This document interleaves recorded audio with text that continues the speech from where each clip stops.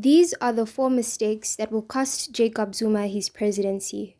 The first mistake, or an overlooked aspect that no one seems to take seriously, and one that even Jacob Zuma himself is not capitalizing on, is the fact that this could potentially be his last time running for president. You see, Jacob Zuma was born on the 12th of April 1942 and is turning 82. By the time we'll be approaching the next elections of South Africa, Jacob Zuma will be 87 years old and will possibly not be able to participate in the next elections. If Mkonto Wesizwe were to use this to their advantage and find a way to capitalize on the fact that this is possibly the last time a legend like Jacob Zuma will be running for president, this would increase their public attention, not only in South Africa but even globally, and would have a positive impact on their chances of winning. Another unfortunate mistake that lies beyond Jacob Zuma's control is the burden that he's carrying alone.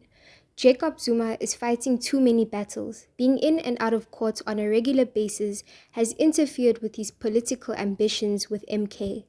Compared to other politicians or parties, Jacob Zuma has a lot to deal with, and just recently he was involved in a drastic car accident which could have kept him hospitalized. But lucky for him, he faced no injuries whatsoever. And many actually speculate that this was either an attempted murder on Jacob Zuma or was just an attention and sympathy-seeking staged accident. But whatever it was, at least it caught our attention. All eyes and ears were on him at that moment. Another mistake and factor that people seem to have forgotten or ignore is the fact that on the 15th of August 2022, it was made public that Jacob Zuma is terminally ill. This is a medical term that refers to a person who has a disease that cannot be cured and that will eventually lead to their death. Is impelled by a medical report that has been received by the department. The report further highlights that apart from being terminally ill and physically incapacitated, Zuma also suffers from an illness that severely limits his daily activity, which can be considered for medical parole. Doctors typically use a range of days, months, or years to forecast the life expectancy of someone who is terminally ill.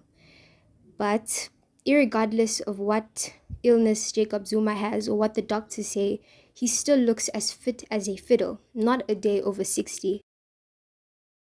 And if he takes care of himself, eats healthy, works out regularly, he'd probably push 100.